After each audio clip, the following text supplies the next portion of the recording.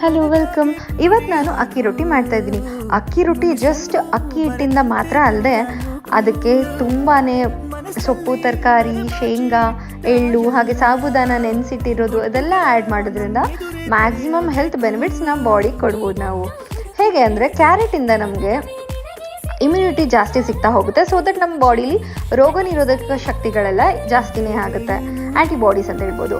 ಹಾಗೆ ಕಣ್ಣಿಗೆ ಕೂಡ ತುಂಬಾ ಒಳ್ಳೆಯದು. ಕ್ಯಾಪ್ಸಿಕಮ್ ಹಾಕೋದ್ರಿಂದ ವಿಟಮಿನ್ ಸಿ ತುಂಬಾ ಸಿಗುತ್ತೆ. ಮೆಂತ್ಯ ಸೊಪ್ಪಂತೂ ಎವ್ರಿ ಡೇ ನಾವು ಯೂಸ್ ಮಾಡೋದ್ರಿಂದ ನಮ್ಮ ಶುಗರ್ ಲೆವೆಲ್ನ ಕಂಟ್ರೋಲ್ ಮಾಡ್ತಾ ಹೋಗುತ್ತೆ.